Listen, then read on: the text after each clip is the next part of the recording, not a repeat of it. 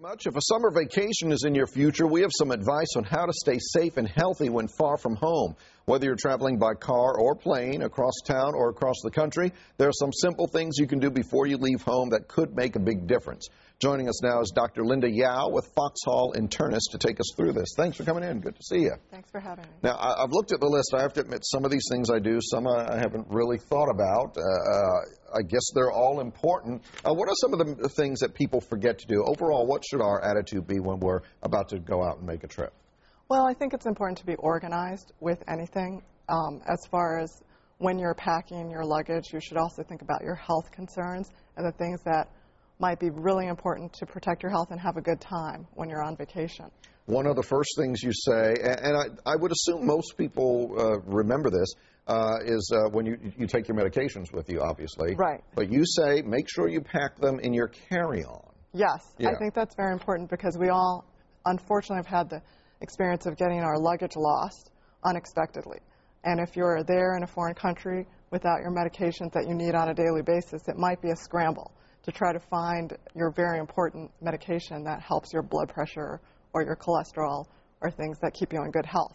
I have to say, I always put it in my carry-on. On one occasion recently, I put it in a checked bag coming back home, and the bag didn't get lost, but they had set something else on top of the bag, crushed all the bottles, oh, no. So all the pills were all mixed up in there. So right, that's very important. Yeah.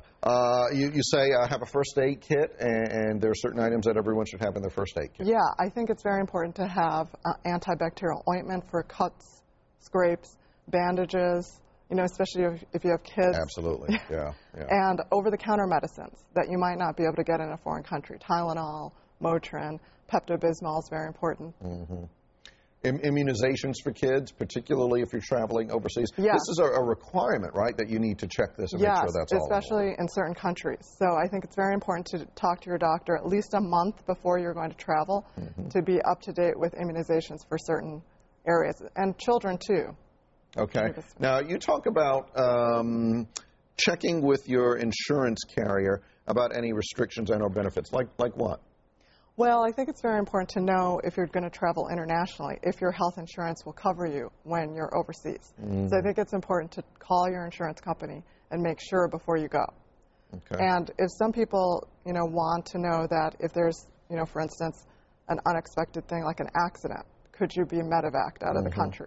I think that would be important to know before you left. Now, I'll tell you what, if your insurance company doesn't have it, carry an American Express card. I had a friend who was on a tour boat or a cruise in Greece and had to be medevaced out. He had appendectomy. Oh, right. Appendectomy. Right. So yeah, it's good to be prepared. He was prepared. Let's see. Wash your hands a lot while you're on vacation, especially in foreign countries? Yes, that's very important because sometimes there are flu outbreaks, or there could be bacterial outbreaks that you get through food and water.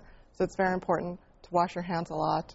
The other thing is to watch where you're eating. And The last thing I wanted to mention that you mentioned is everyone in your family should have one of those medic alert bracelets.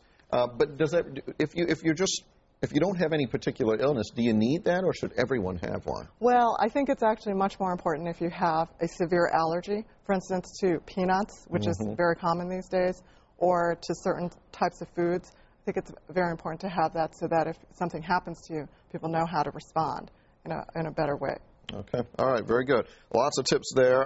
We've got the complete list on our website, myfoxdc.com. Thank you very much, and safe travels to you. Yes, you too. Thank you very much. Appreciate it. All right, Allison, back to you. Tony, thanks.